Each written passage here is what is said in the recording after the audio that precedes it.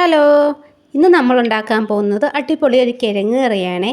കുറച്ച് ചാറോടുകൂടി കിഴങ്ങ് കറിയാണ് ഉണ്ടാക്കുന്നത്. അപ്പോൾ എങ്ങനെയാണെന്ന് നമുക്ക് നോക്കിയിട്ട് വരാവേ. ആദ്യമായി നമുക്ക് ഒരു ചീനച്ചട്ടി അടുപ്പേ വെച്ച് അതിനകത്തോട്ട് എണ്ണ ഒഴിച്ചു കൊടുക്കാം. എണ്ണ നന്നായിട്ട് ചൂടാകുമ്പോൾ കടുക് ചേർത്ത് കൊടുക്കാം. അതിനുശേഷം നമുക്ക് ആവശ്യമായി കറിവേപ്പില ചേർത്ത് കൊടുക്കണം. അത് കഴിയുമ്പോൾ നമുക്ക് ഒരു സവോള സ്ലൈസായിട്ട് അരിഞ്ഞ് ചേർത്ത് കൊടുക്കാം. അപ്പോൾ സവോള നന്നായിട്ട് വഴന്ന് വരാൻ വേണ്ടി ഞാൻ കുറച്ച് ഉപ്പ് ചേർക്കുന്നുണ്ട്. എന്നിട്ട് നന്നായിട്ട് തന്നെ ഇളക്കി കൊടുക്കാം. അപ്പോൾ സവോള നന്നായിട്ട് തന്നെ വാടി വരുന്നതാണ്. അപ്പോൾ നന്നായിട്ട് വാടി വന്നതിന് ശേഷം നമുക്ക് ഒരു തക്കാളി ചെറുതായിട്ട് അരിഞ്ഞത് ചേർത്ത് കൊടുക്കണം. തക്കാളി ഒരു പുളിയൊക്കെ കിട്ടാൻ വേണ്ടിയാണ് തക്കാളി ചേർത്ത് കൊടുക്കുന്നത്. ചിലവർ തക്കാളി ചേർക്കാറില്ല, പക്ഷേ ഞങ്ങളിവിടെ ചേർക്കാറുണ്ട് കേട്ടോ എല്ലാത്തിനും. അങ്ങനെ നന്നായിട്ട് തന്നെ ഇത് വഴറ്റി കൊടുക്കാം.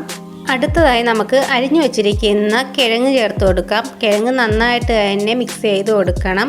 അപ്പോൾ നമുക്ക് മിക്സ് ചെയ്ത് കൊടുത്തിട്ട് വരാം. ഇനി അതിനകത്ത് ആവശ്യമായ പൊടികൾ ചേർക്കാം. ഒരു സ്പൂൺ മഞ്ഞൾപ്പൊടി ചേർത്ത് കൊടുക്കുന്നുണ്ട്.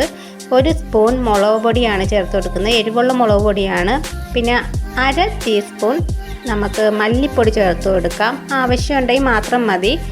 പിന്നെ നമുക്ക് ആവശ്യത്തിന് ഗരം മസാല പൊടി ചേർത്ത് കൊടുക്കാം. ഇതെല്ലാം ഇട്ട് നമുക്കൊന്ന് മിക്സ് ചെയ്തെടുക്കണം. ഇതിൻ്റെ പച്ച ചുവ മാറുന്ന വരെ നമുക്ക് മിക്സ് ചെയ്തുകൊണ്ടിരിക്കാം. അതിനുശേഷം കിഴങ്ങ് വേകാനുള്ള വെള്ളം നമുക്ക് ചേർത്ത് കൊടുക്കാം. ഒരു 10-20 മിനിറ്റ് ആകുമ്പോൾ നല്ല അടിപൊളിയായിട്ട് കിഴങ്ങ് വെന്ത് കിട്ടും.